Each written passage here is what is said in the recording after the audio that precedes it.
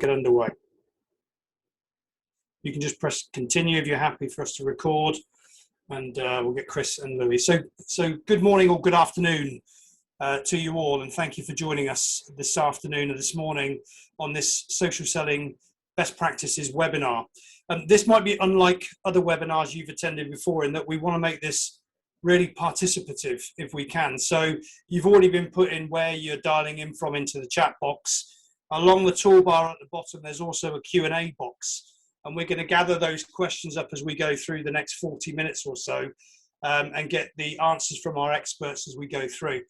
So I'm Matt Webb, been with Mentor 14 years. I'm going to host today, and I'm going to be joined by Louis Watkins, who is our LinkedIn specialist, and I'm also going to be joined by Chris, who's going to talk to us a little bit about neuroscience and sales and how they join up this afternoon. So really interesting topics, but you're going to have your perspectives, you're going to have your thinking and your ideas on some of your own best practices that as a community, if we can share those between us this afternoon, then we all gain. So when you're in the chat box, if you want everybody to see it, then put it to all panelists and attendees. If you want just the panelists to see it, then choose that option and we won't call you out by name. Ideally, if you put stuff in that you want everybody to see, then we will call you out by name as we go through. If you've not heard about us or been aware of Mentor before, we're a sales transformation expert company. I've been around for 25 years. What we focus on is how we can change sales productivity and outcomes by looking at people, process, and technology. So what we're going to cover off today around social selling is a real important part of that, because as we've all experienced over the last 12 months, sales is changing quite rapidly. And the way that we have to interact with our customers and engage has changed probably more in the last 18 months than it has done in the last 5 to 10 years. So we're going to cover off some of those real best practices. But as I've said already, let's make this interactive, if that's okay with you. So put in the chat box. I've just seen Adrian as a Yorkshireman dialing in from Somerset, a little bit away from home there, Adrian. Welcome to you. Please ask questions. My record on a webinar for the number of people who use the Q&A box versus the chat box is only 4. So I want us as a group to beat that today and use the Q&A box, and we'll answer as many of them as we can when we get into the Q&A section later on. Share personal stories. So where you've used social selling best practices for yourself, maybe they have worked and on occasion they haven't worked, share that so that we can all gain from that. And then we are going to do some polls as we go through. Please participate in those. They're totally anonymous, so we're certainly not going to be picking up on anybody for what they vote or what you vote in those cases. The agenda for today is, as you can see on here, I'm going to give you a bit of a perspective on what's happening in the marketplace today. What are some of the things that we're seeing that have changed for organizations? We're then going to go to Louis, who's going to talk about the current LinkedIn trends, but also some of the do's and don'ts for using LinkedIn. Our idea is if you can take some marginal gains away from this session today that you can use to make it more effective for you, then we can achieve great things. And then we're going to move on to Chris, who's going to talk about some of the neuroscience of social selling and how neuroscience and selling works hand in hand. And then we'll finish off with some Q&A. And we've already got one question in, so that's a good start.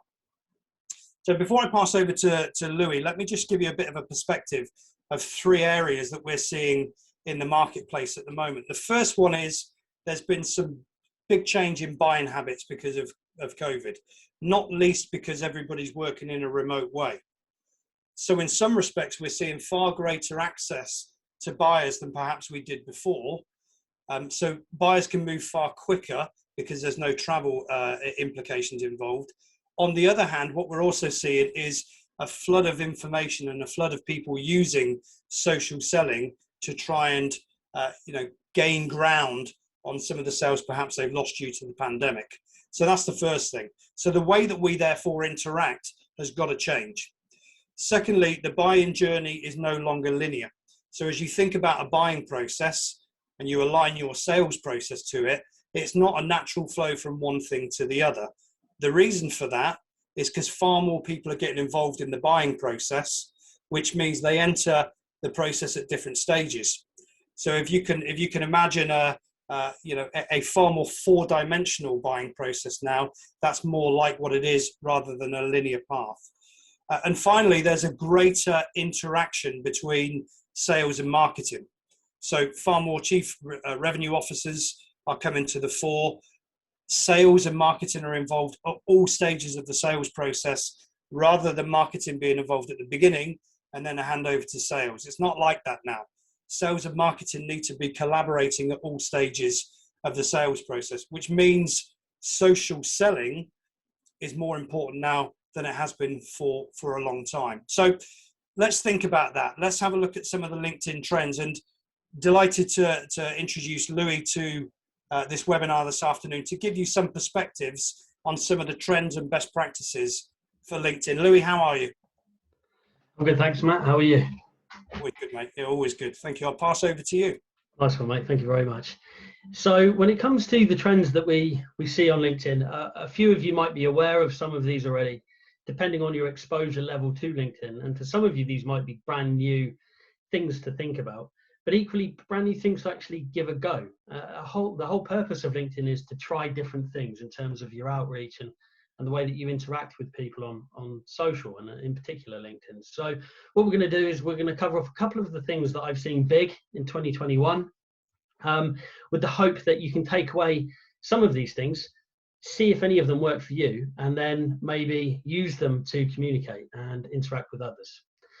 So if we can jump on the, cheers, Matt. So first and foremost, live streams. Now, live streams have been around for quite some time, to be honest with you. And the reason why I think this is something that needs particular focus is the ability to create a live stream, but also create an event with a live stream.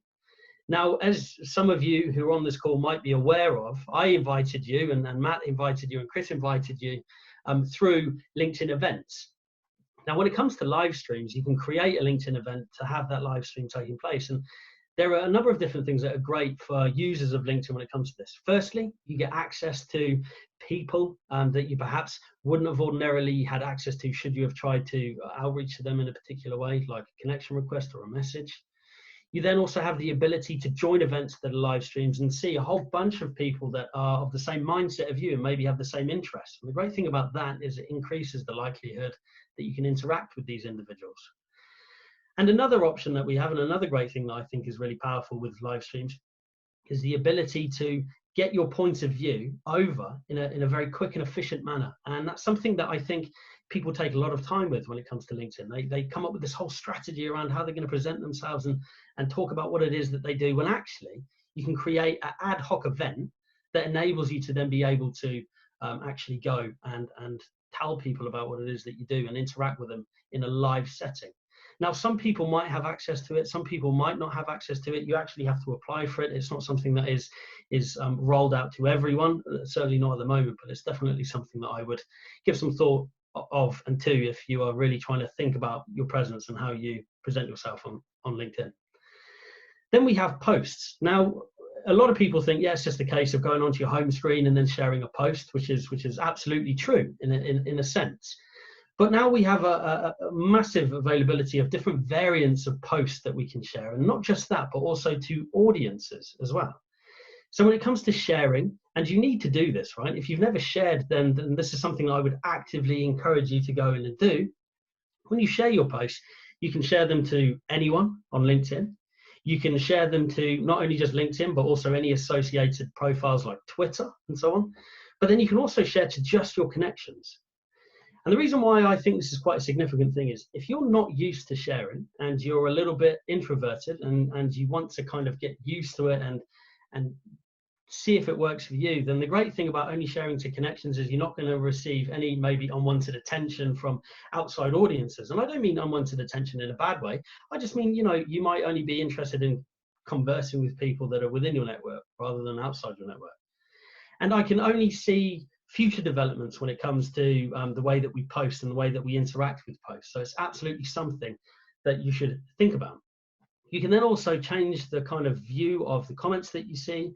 You can restrict comments as well, which is another thing. If you just want to kind of get used to sharing, but you're not wanting people to interact with it in the comment sense, then absolutely turn off the comments. And again, that's something that I think people don't use because they either don't know it's available, or they think that maybe by restricting comments on opinion posts and stuff like that, they're trying to shy away from the topic. And actually that couldn't be further from the truth. So if you're using it to build your own kind of belief in yourself, or when it comes to sharing the stuff, then absolutely use the features that are available to you when you actually share posts. And don't forget, you can also share videos, you can also share documents, you can also share links to websites and so on. So actually, when it comes to posts, it's not just text. There's a whole range of options that you can use to kind of get your voice and opinion out there. Just remember though that there are certain parameters that are set. We all know it, everyone talks about it, that if you share something on LinkedIn and you're taking someone away from the LinkedIn platform, your post might be kind of pushed down to the bottom of the priority list. But at the end of the day, if you've never posted and you've never tried it, well then how are you to know what works for you and what works for your audience and whether that's actually true? So definitely think about posts and start sharing. We also have the option of creator mode now. Creator mode is phenomenal, especially if you're a salesperson or you are trying to market something. Creator mode allows you to, from the outset, tell people what things you're talking about. So for me, I have listed on mine that I talk about social prospecting and social selling and sales training and what have you. But for those of us that kind of sell particular products and so on, you might be talking about those particular areas of interest. So it absolutely makes sense to use creator mode and talk about what it is that you are highlighting to other people and what you want them to see. Another thing that it does is it actually it pushes away the option to instantly connect with someone. And what it does is it increases your follow accounts as well. So people can follow you rather than connect with you all the time. Now, if you're new into LinkedIn and you aren't too confident with kind of connecting with loads of people and so on, then the follow option is really good. They still get to see all the stuff that you're saying, but they don't have to be a connection of yours. So it's something that I encourage, especially to those that are trying to build up their confidence with their use of social selling and LinkedIn. And then we also have the opportunity of delivering a introduction via your phone. So what you would need to do in order to enable this function is to go onto the app on LinkedIn and actually record a video message. So when people actually look at your profile through either LinkedIn or on a mobile app, they'll actually see a video on your profile picture. So if they pop onto your profile, that video will autoplay. And it's a great way of telling people why they should be interacting with your profile and therefore interacting with you. So it's a really strong feature. I've just enabled it. It took me a while, to be honest with you, because there's something very awkward about talking into a phone and sharing it. But actually, I had a few comments and a few people reach out to me saying that they really like that feature and the fact that I was using it. So if people are saying it to me, people are absolutely going to be saying it to you as well. And lastly, and this is the one that probably has the most point of contention amongst who's being affected by it and who isn't being affected by it, and that is the restrictions that we're seeing on the ability to connect with people on LinkedIn.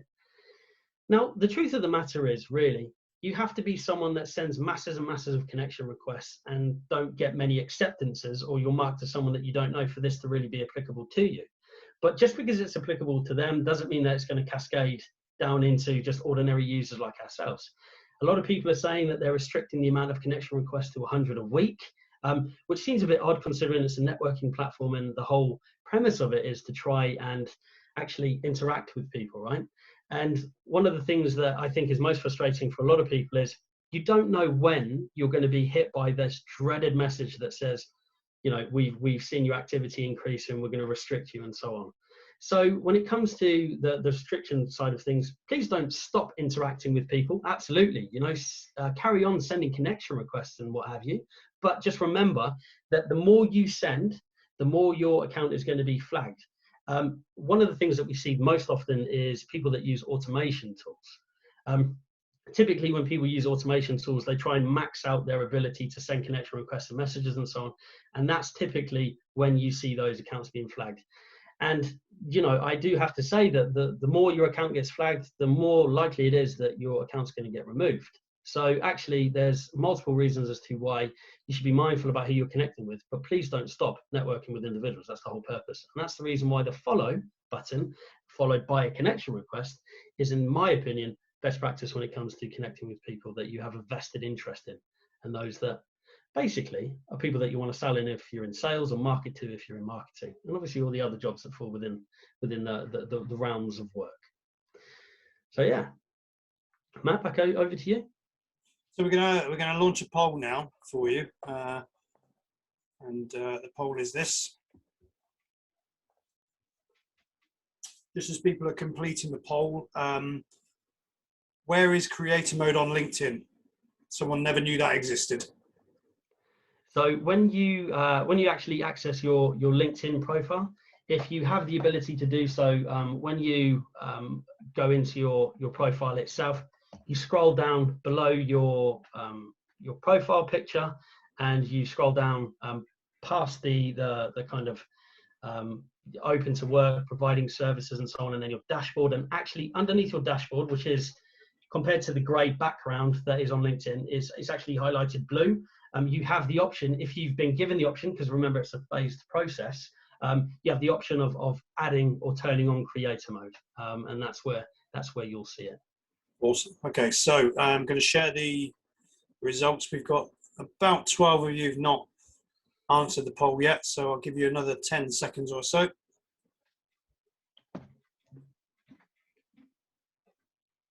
All right, so Louis, here's the results of the poll, and if you can just see whether that aligns with your perspectives and when most people use LinkedIn. Interesting that nobody uses it on a Thursday and a Friday. Is that what you would normally expect? And if so, what do we learn from that?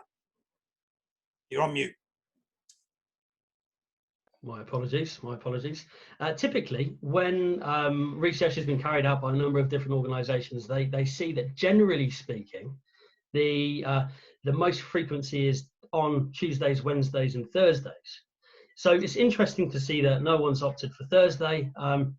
Naturally, I'm quite intrigued actually as to Monday, because a lot of people will be performing different business duties on a Monday, and that's typically where we see the reduction in posts. But then that said, you know, we all come from different areas of expertise. We all work in different organizations, in different industries and so on. So that might be why the variant is there. Naturally, on a Friday, a lot of people are switching off and winding down for the weekend. So, you know, you're not really surprised. And actually, to be fair, on weekends as well, I've seen quite a number of posts. I mean, I'm on LinkedIn quite frequently, to be honest with you, across the week. And weekends are also quite busy as well. You know, the difference is, though, is when you compare sharing to interacting. So typically speaking, you see a lot of interactions happening during the week, regardless of the frequency of the post and when people are posting, and you see a reduction kind of tailing off towards the end of the week, apart from on Sunday evenings. Sunday evenings generally are also quite a good time for interactions as well on LinkedIn, because I think a lot of people are prepping for the week ahead. I certainly do that, to be fair. So yeah. And just to share a couple of the comments that are coming through, really good interaction, by the way, on chat. Some people are saying use LinkedIn every day, but most active on Mondays, starting the week in that respect. There's a comment around some of the data, particularly over the last 18 months, of when people use it. It will inevitably change now because working practices have changed. Actually, in many cases, working hours have got longer because we're not doing the commute, but still working in the hours we would normally have commuted and then come back home. So things like that, I think there will be more research that comes out around that in the coming weeks and months. So keep these comments coming. We've had our fifth question now, which means you are in the lead as a group, which is great. Louis, let's have a look at some of these best practices then, if we may. Yeah, absolutely, no problem. So when it comes to our use of LinkedIn, the simplest form of LinkedIn is to be present. That is the most important thing. So what do I mean by that? What I mean by that is the ability to actually communicate with individuals. And I'm not saying strangers. I mean, I'm starting from friends and family through to current colleagues and so on. You know, the purpose of LinkedIn, and like with any other social media platform, is to be social. So we need to have a network. If you're going to be talking about your views and opinions on things and sharing company information and so on, if you've got no one on LinkedIn, well then what's really the point of doing that? So it's significant to have that presence. By presence, we also mean sharing your thoughts and opinions on topics. A lot of people and a lot of business owners and business leaders will be quite averse to that, because they'll think that it's basically given their ladies and gents free reign of talking about whatever it is, and they're worried about what that might bring on the company. But actually, typically speaking, most people are not that stupid. So actually, when you start to enable people to use social like LinkedIn to be able to share their thoughts and ideas on particular topics, then absolutely you start to increase your presence. But what that also does is it actually shows the brand that you work for, the organization that you work for, to be open to allowing people to share their thoughts and opinions on things. So that's really significant. You can also share corporate content, but when you add your own thoughts and ideas around why you're sharing that corporate content, it elevates that. Because if you are active on LinkedIn frequently, you'll know, as I do, that corporate content is just dull and bland, and quite often is the least interacted with information. However, when you share something that's corporate, but then you put your own spin on it and you elaborate why you're sharing it, why other people should be interested in what it is that you're sharing, you absolutely change the way and the narrative that information is delivered. So if you're just a corporate content poster at the moment and you're seeing that you're not getting likes and traction on your posts and so on, vary it up a bit. Reason to people why they should be interacting with it. And I guarantee you that people will start to notice it and start to interact with it. Then when it comes to sharing content, it's great if you are sharing the best content on LinkedIn, but if you don't have a good LinkedIn profile to back it up, well, then what's the point in doing any of it? I like to use the analogy of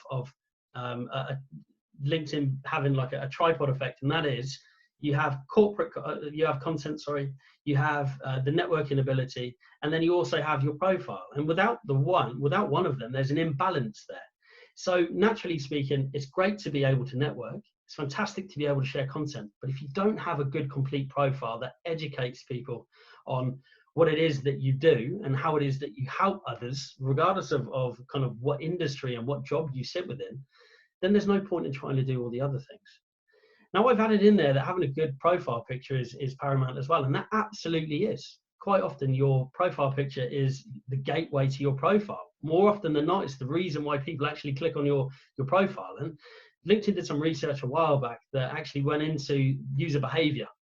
And they did a poll, and 85% of people that they surveyed, I think it was about 15,000 people, said that they wouldn't interact with someone on LinkedIn if that individual didn't have a LinkedIn profile.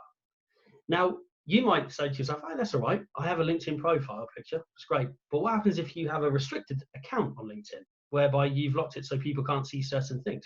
You might have accidentally locked out your profile picture so people won't be able to see it. So when it comes to that profile picture and the kind of best things to have, just a nice clear shot of your face. You don't need to get a professional photographer, although it's great if you've got friends and family that are willing to help you out for free, absolutely.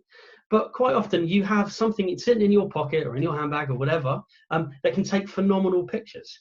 Now, obviously there are different things that you can do and different things that you shouldn't do when it comes to your profile picture. But the best bit of advice that I can give you, and the best practice absolutely every time, is just a nice clear shot of your face, because that's what people talk to, that's what people interact with. So it makes sense to have that. And then lastly, enjoy it. There are so many people on LinkedIn that take it way too seriously. And there are some of you on this call that are probably going to know exactly who I'm talking about, aka LinkedIn police. Oh, this should be on Facebook, you shouldn't be talking about this, and so on. Those are the people that we try and circumnavigate quite often when we share content. And the problem is when you start to listen to those people, you start to diminish the experience that you have on LinkedIn. And actually, to be honest with you, if you compare LinkedIn to a lot of other platforms, it's actually still quite kind of protected from the noise. If you compare that to kind of Twitter and also Instagram and Facebook and so on, you have a reduction there. So you're quite sheltered and quite protected. So you should be able to enjoy it, and you should be able to kind of showcase who it is that you are and what it is that you do without any kind of concern. Now, naturally speaking, the more prevalent you become on LinkedIn, the more attention you are going to garner. And I'm not sitting here saying that every single person that uses LinkedIn is a saint by any means. But if your content's good, you've got a good story behind you and to back that up, then absolutely it makes sense to just enjoy it and be present. So you know the old adage, be careful what you wish for. We're getting more questions than we thought, which is great. So if we look at some of these other areas of worst practices, Louis, can you just give me the top two that you think that people really need to be mindful of to avoid? We can see all the words on here, but in your opinion, what are the top two? Having an incomplete profile is one of the worst things that you can do on LinkedIn at the end of the day. Your LinkedIn profile is the way that you educate people on what it is that you do and how it is that you help. And by not having that information on there, or not having a profile that's up to date, let alone incomplete, is a big no-no. And if you're trying to be present, then absolutely you need to have that story behind you to be able to back up what it is that you're saying. So an incomplete profile is a big no-no.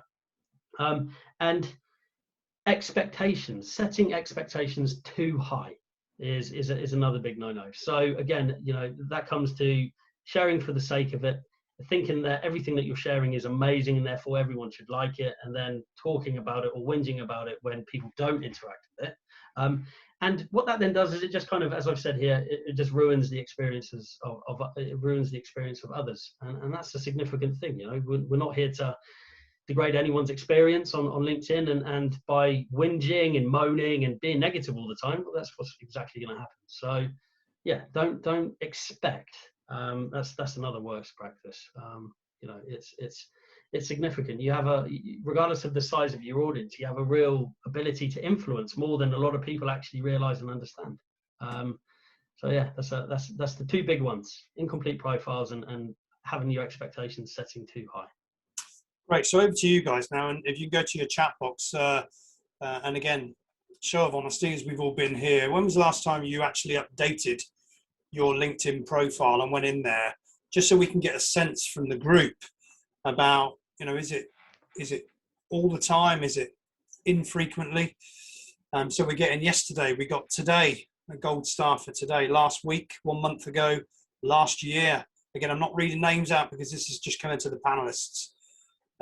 So really varied, Louis, from last year to last 3 months, 2 days ago. Someone's even just now added the creator mode. That's hopefully your marginal gain from attending this session today 4 weeks ago. In the most succinct way you can, Louis, what's optimal for keeping your LinkedIn profile updated? Well, as your experiences change, make sure that your experiences change on LinkedIn. It's as simple as that. There have been many a times where I've worked with individuals who haven't updated their job titles, haven't updated their current companies, and so on. So as you change and as you adapt and evolve over time, then absolutely it makes sense to change your profile accordingly. So if you're a contractor, if you are a kind of a coach, or if you sit within sales and things like that, when you have different wins, when you gain different clients, talk about it, share about it, keep it up to date. That's the best bit of advice that I can give when it comes to frequency. Perfect. And in the last couple of minutes that we've got with you, Louis, if you could talk us through this piece around implementing a social selling strategy. Yeah, absolutely, no problem. So when it comes to rolling out a social selling strategy, and to be honest with you, this is applicable not just to multiple employee organizations, but also to individuals as well. There are a number of things that I recommend when it comes to ensuring that what you're going to do and how you're going to use it is going to be the most effective for you. So the first and foremost is understanding presence. So likely it is, because you're on LinkedIn, a lot of your target audiences are going to be on LinkedIn as well. But as we know, social selling isn't just applicable to one platform. It's not just applicable to LinkedIn, right? So when it comes to understanding your kind of audiences across other platforms, make sure that they're there before you front loads of money and try and do the same kind of initiatives with, posts and presence and paying someone else to do it for you and so on. That's key. That you need to do that, and you need to make sure that the audience is there. If you're in B2C, for example, it makes sense to absolutely look at Instagram and Facebook and all those other platforms, but then also remember demographic as well. If you're going after the younger audiences, then naturally speaking, Snapchat and Instagram and TikTok might be a good route to go down. If you're looking kind of, the 21 to 40 age gap, then or age range, then typically speaking, your Facebook and Instagram are going to be the good places to start as well. So yeah, it all depends really on where you want to go. But LinkedIn predominantly, absolutely, make sure that your audiences are on LinkedIn in order to use LinkedIn as an effective social selling platform. You then also, if you're within a company, you need to understand the appetite amongst your employees. The one thing that you don't want to do is try and force it upon others, to basically say you need to do this because this is what the company's doing. The worst thing that you can do is do that, because when you do that, then you lose the trust of the people that are actively the face of your company, in essence, and you remove the likelihood that they're going to want to participate. And if they do participate, it's not going to be at the effect or the efficiency that you perhaps wanted it to be. But then equally, what we also need to do is research and encourage people to have a look at the different options that are available to you. And what do I mean by that? When it comes to LinkedIn, we have different variables available to us. We have LinkedIn Premium, we have Sales Navigator, and all of those tools offer different varying abilities when it comes to outreach. You can absolutely just use normal LinkedIn. There's absolutely every reason to do that. But if you have the budget available, then it makes sense to use tools that give you more access and more ability and more areas and opportunities to be able to communicate with people. You know, you think about in LinkedIn Premium and Sales Navigator, you get access to in-mails. Absolutely, depending on the industry that you sit within, will vary in terms of success, but in-mails are an option. You then have the ability to send connection requests and messages to open profiles. Open profiles are those that have said, basically, I'm not going to restrict people's ability to communicate with me. And the great thing with having these premium versions is you have that option to do it. And remember, the more you invest into it, the more you do it correctly, the more you're going to get from it. So it makes sense to have a look at the different options that are available to you. And then lastly, training. Training is so significant. One social selling workshop is not going to do the trick. You know, I've been in this industry now for 7 years. And the one thing that I see more often than not is LinkedIn social selling coaches and what have you coming in and doing one session, and then the company expecting that session to then be and have a lasting effect. When actually the whole role of social selling is applying the same principles to the way that you interact with customers, and that is longevity. So when it comes to your training and so on, ensure that the training is focused on the people that you're trying to train. Don't think about your company's end goals and all of that kind of stuff. Think about the individuals that are going to be doing this for you. And then when they are ready, give them the options of doing particular pieces of training. And by doing this, what you then do is you give people the confidence, because again, you're not forcing it. You're helping them build up the appetite to do it. And the great thing with doing this is you ensure that the payoff at the end of it is going to be an effective strategy that opens up opportunities to speak with individuals and clients and so on.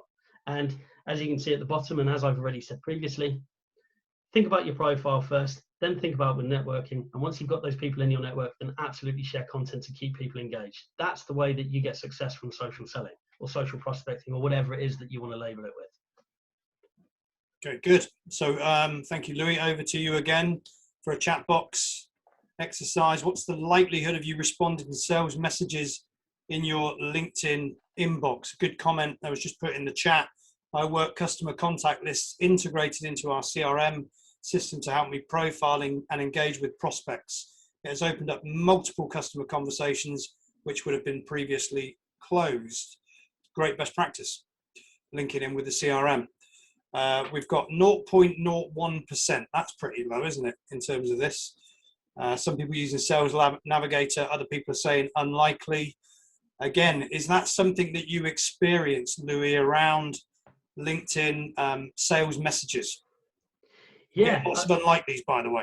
Yeah, absolutely, and it's not surprising, to be honest with you, because as we've already ascertained, the times that we live in, right, are different, right? I don't think there's ever been a time in the previous days of social media where there's been such a reliance on social media because of the fact that we've been removed from customer settings and face-to-face interactions and so on. And with that comes a lot of desperation, I think. And what that then does, and what that desperation increases is poor sales messaging. And that is the reason why people are unlikely to respond to a sales pitch via a message, because there's no familiarity there. There's no chance of trying to build rapport, because you're going straight into the jugular. And we know that ordinarily that's not the right thing to do. So it's not surprising actually that people are saying unlikely. And I'm exactly the same as well. Even though I do this for a living, I generally don't, unless someone's really done some research into me, respond to sales messages. And that's probably a really decent key takeaway there, is if you are the seller selling to other people, always do your research into who it is that you're interacting with or trying to interact with, and make sure that the message is relevant to them, because the sales pitch, as we know, just doesn't work. And there's two really good comments in the chat.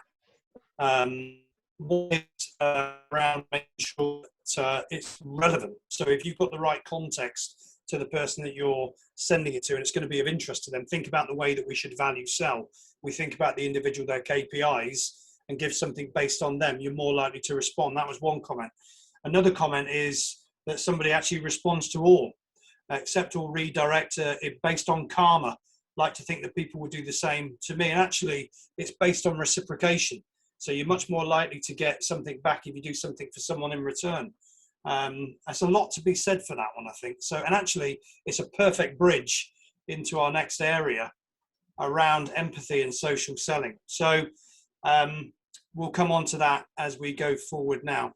So I'm going to just launch a poll. And Louis, by the way, thank you for all your insights there. We're going to come back to you with some more questions at the end, if that's okay.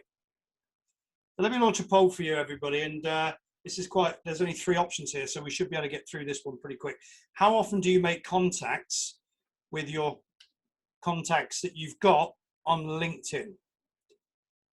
So here we go. We've got, and I'll give you this live as we're going here. We've got currently 50% is once a month. 33% at the moment is saying I don't ever contact them. But the overwhelming leader at the moment is about once a month, once a quarter. Again, just Louis, is that what you would expect in terms of contact outreach? 50% of people are pretty much saying once a month. I think it is really how we determine what that contact actually is, right? So if we're talking about sending messages to our connections just to kind of check in and see how we're doing, I would expect once a month to be up there. If we think about contact when it comes to interacting polls, not polls, sorry, what am I saying? Interacting with polls actually, and also kind of content from a post perspective, then absolutely, I think that it makes sense to kind of be a bit more regular, which would probably kind of match what was said in those polls there. But yeah, it just depends on the different mediums of contact that we're assuming it to be, really. Yeah, very good. Harry, 10% of my connections are daily or weekly. Yeah, that's good. It's the Pareto law, isn't it? That you would actually go to the people that you want to speak to rather than everybody. So, and people do buy from people, whether it's on social, face-to-face or virtual. So all good. Chris, how are you? If you can come on camera, please. Cool. Yeah, excellent. Thanks, Matt. And we can hear you well. So just give us your 3 areas in this area of neuroscience and sales, if you will, please. Okay. So I've just been told I've got to cover one of the most prolific sciences in about 10 minutes. So I'm going to make sure that I pick up the key principles, because we've had so much interaction. We want to make sure we give you plenty of time for questions. So yeah, you may find it strange where we're talking about science and sales and science and LinkedIn. But let me just give you an example, and I'm going to give you some, probably will hone down to one key area, just as a practical example of probably worst practice I've seen, and probably a lot of you guys will have received something similar. So just yesterday, I got a post on LinkedIn from someone I wasn't aware of, someone I hadn't got any connections with, and the actual narrative went along the lines of, "Hi, Chris. I know you've got our outline proposal, and we've discussed the key parts of it. Just let me know when you're ready to to connect again. We need 10 minutes just to go through, and so we can move it forward. And actually, I might have a bad memory, but it's not that bad. I've never actually interacted with that person before, and and it was just like one of these shock tactics. You think, oh gosh, I haven't. I presume what they were after was, oh gosh, I haven't responded. Let me respond. So it was a really, really, from my perspective anyway, really clumsy and sort of 100% unlikely to get any response from me, and actually gave me just such a negative view of that person. So whilst we talk about best practice, I'm sure we've all got lots of examples of worst practice, and it talks to a little bit about what I'm going to talk about, which is the sort of mindset and the thought processes, patterns, and thinking around when we're communicating.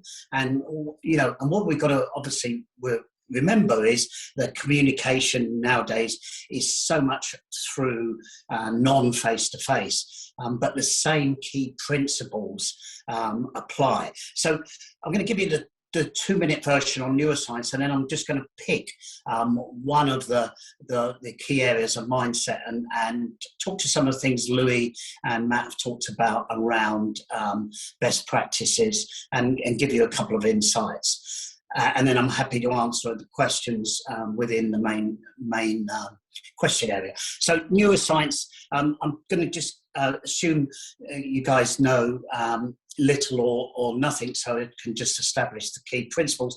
So neuroscience and what we call neuroplasticity is all around about the way that our brain can be used, evolve, and in fact built up to give us a completely different set of mindset, thinking patterns, and then resulting actions. So it's probably in the last 5 years, it's been the most exponential growth of a lot of the sciences. 2 reasons really driving that: the advancing technology with, say, functional MRI scans and wearables, and also I believe that the continued wanting to understand the people side of our businesses, particularly in sales. So it's come to the fore, whereas before, maybe 10 years ago, we'd have to chop off the top of our heads to understand the patterns and the working of brains, which wouldn't have been much use to us at that point. We can now use science to understand that. So the fundamentals of this understanding is that, we have effectively 2 brain regions. We have an old brain region, which is all about our survival. So it's got us to this point on, in 30 centuries of mankind, and its primary function is to assess risk, is to assess newness, and actually about our survival. So you will have heard about fight or flight. And then there's a completely different part of our brain, more around the right brain, middle prefrontal cortex, which is all about a different set of mindset and behaviors. And that's, as I say, the right brain, and the older brain is what we call the limbic brain. And there are 2 different distinct mindset that come from using one brain or the other. And we've been trained just like not trained, but patterned, just like an operating system on our iPhone or our Android. That operating system of survival will just keep running, just like an operating. So what we're learning now is just like our phones, where it says, do you want to upgrade your operating system, or do you need a different operating system? We can start to move to this new brain. So there are ways of doing that, and I will point those out at the end. But so old brain, new brain, key principle. So when we're communicating, 80% of people spend 80% of their time in the old brain. And what that is all about is it can drive activity, it can drive, actions, etc. But they're done from a generally a negative driver, albeit to produce outcomes, but they're driven from a negative driver about how do I become in control of this situation? How do I make sure that I get my points across? How do I make sure that I'm looked after? And of course, if you think of the new part of the brain is where this resides is powers and actions such as empathy, value-based decision-making, innovation, those things. So do we want to be driving from fear-based actions and from our old brain, or from areas such as empathy when we're trying to communicate with people? So I think we'd all probably put our hands up and say, hey, let's think about empathy, connection with the people that we're talking to, bringing new things around, being authentic, adding value. Yeah, we all want to do those, but yet our primary reaction is from the other part of the brain, so we don't achieve that. So that's why you end up with some of those communications such as I received yesterday, which are totally inauthentic, not adding value, don't actually connect me to the points that were going to be made, and therefore a complete waste of communication. So let's just pick on. So that's the key principles, is where the brain activation is, and what I want you to do, if you take one takeaway, is just that awareness. You can go up, and I'll give you some references at the end of where you can go and find this. But if you take one thing away from today before you write that post, before you reply, inside or outside of social media, just the awareness of what am I trying to achieve, and where am I coming from, that actual, in terms of brain activation, that awareness will actually give you often enough so that you can switch to being more empathetic, more in tune, more value based, which is what is going to get us the results, whether it's on social media or whether it's face-to-face communication. So what we talk about is enabling the EQ, which is our emotional quotient, emotional part, which lives in, as I said, in that, primarily in that new part of the brain, before the DQ, the data and the rational part, which is where we tend to, by default come from. So EQ before DQ, the awareness of that will actually get you in terms of what we would call a neural T-junction. So at least you can be aware, and you can make a switch to a different area of your brain, which is going to give you much better results. So what I mentioned there was number one, if you like, mindset and behavior that lives in this different part of the brain is our ability to empathize. And whether that's empathy for ourselves, whether it's empathy for others, or whether it's empathy for situations and outcomes, they tend to be the three key areas that we will be able to influence. So how do we get some empathy builders into our social media posts and principles around that? So I've found there are three areas for you to consider and take away. The first one is around personalization. Taking the time and making sure that this is not just a post that could go to 10,000 people or 100 people, wherever, that it's gonna hit the mark with the person that you're looking to do. And flicked up a slide here is about being personable, to making sure you make that connection.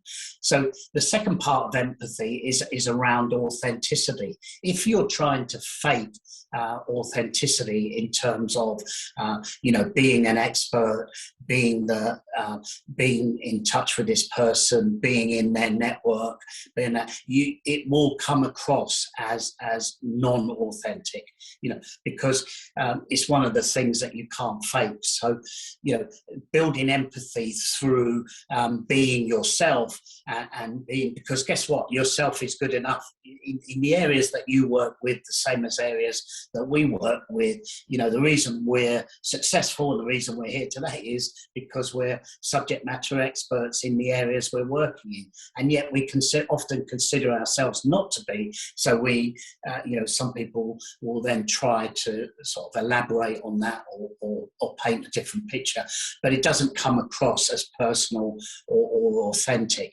So that's another one. So a key one is be yourself. Also look to personalize the message as much as you can to that person.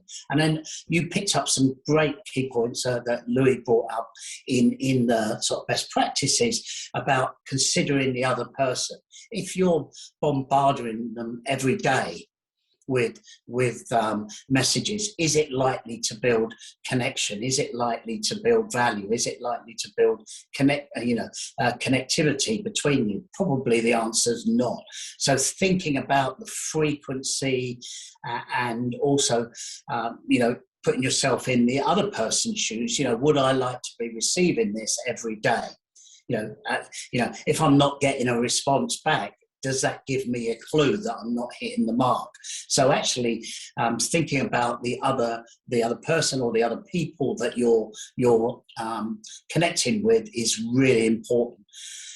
So key principles, you know, different behaviors come from different parts of the brain. Just being aware of that will get you to a T-junction of choice. Thinking about empathy as the number one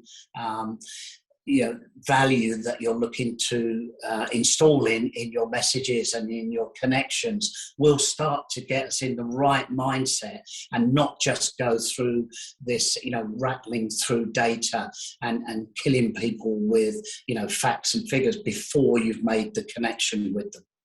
So they're my key parts of how to use the brain and the magnificent amount of science we've got available to you. So I'm going to give you a couple of links, and Kaylee will put these in the chat for us. But if you go to Positive Intelligence on the, if you search that on the internet, they're one of our partners based here in San Francisco, and that will give you an amazing amount of resources, free resources on there, if this is an area that you're interested in. Also, if you go on TED Talks and, you type in neuroscience or type in positive intelligence, there are some really, really good TED Talks, 18-minute sessions on neuroscience. Thirdly, please contact us. This is an area where we're increasingly using it with our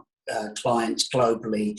The sort of mindset of sales and business development is an area where we can make exponential difference and with our clients and for ourselves. So I'm right on my 10 minutes before I get told off. I'm going to pass back to Matt for the Q&A. Thank you. Thank you. And those links are in the chat box now. So the slide you saw a sneak preview to really sums it all up. Be personable, be present, be yourself in everything that we do. Authenticity is quite important. In not just social and LinkedIn, but everything. So thank you for staying on. We've still got the vast majority of people on, so I'm gonna now put the two guys under pressure to answer as many questions as they can in the 5 minutes that we've got. Now, you don't need to leave unless you have to at the bottom of the hour. We will stay on and we'll open up the audio channel so you can ask questions as well. But stand by ready then, if you can, Louis and Chris. I'm going to ask you just a few questions. We'll start with this one. Okay, is LinkedIn losing traction? Are there other platforms coming up? Louis, what do you think? No, I don't think so. And the reason for that is it's market presence. LinkedIn owns the market when it comes to B2B social networks. There are a few other apps that I would recommend checking out. BizFluence is one of them. I'm on it as well. And I just don't think there's anything really nearly that can rival what LinkedIn offers. And I think that's also why LinkedIn keep changing up what they're doing, in terms of the different variations on their offering, and different parts of the product itself as well, because it is a product. We have to remember that, right? But yeah, no, I don't think there's any risk of it going anywhere anytime soon, or competition catching up with it in any future event, that is, anyway. Okay, Look, so Louis, you gave me it's Chris here. Sorry, just to give you, I think there's 300 million people on LinkedIn now, is it? So No, it's 780 million. All right, so it's double the number. So it's a cheap scale. So I think, again, just to reinforce your answer, Yeah, absolutely. It's the place to play. doubled that just in the time we've been on this webinar. Who'd have thought? Yeah. Okay, so how do you keep in the know about LinkedIn algorithms? And Louis, this is one specifically related to the SSI score, the Solution Selling Index. If you've not done that, go and find it and have a look at your own. But that algorithm changes. How do you keep up to date with the latest on that one? So again, when it comes to the Social Selling Index, or the SSI score, it's ultimately down to do with presence, right? So the score, for those of you that might not be aware, it's out of 100. So it's all about establishing your brand. So that's about how good your profile is and actually how up to date it is. Ironically, we were talking about that earlier on. The other one is how you use LinkedIn to find a network with the right kinds of people. So again, a really significant thing, it pushes up your reputation amongst your peers and so on. The other thing is sharing, right? Sharing content, being present and so on. And that's the way that you increase your network and create the opportunities to actually discuss with people and talk to people. And the other one is building relationships, I think it's called, or something along the lines of that. And building the relationships is all about how you interact. So we talked about the way that we interact with our connections, but that's what contributes to that score. The way that you keep on top of your SSI and increase it is by actually looking at each of those different factors and making sure that you're actually completing each one to drive that number up. If we're talking about the LinkedIn algorithm in the sense of when to post, what to post, and all of that kind of stuff, only LinkedIn knows. There aren't any whistleblowers. There aren't people that don't work for LinkedIn that know all about the algorithms and all of that, other than when people do tests and what have you. So be mindful of that. Don't listen to everything that you see on LinkedIn, especially when it comes to these gurus and ninjas and unicorns. So guys, we are going to finish these questions off, but if you've got a hard stop at 4:30, I'm just going to go to this and say we will send you these slides and this recording out afterwards. Do get in touch and go to our website if you want to know more, and you'll get all the links from that from Kaylee post this event. If you complete the short survey, that would be great. We always want to improve in what we're doing, so if you can take a couple of minutes just to fill that out, we would greatly appreciate it. So if you do have to leave now, we thank you very much for taking the time out, and we wish you all the best. Stay safe. For the rest of you who can stay on, we're going to cover the rest of these questions just so we can cover them all off.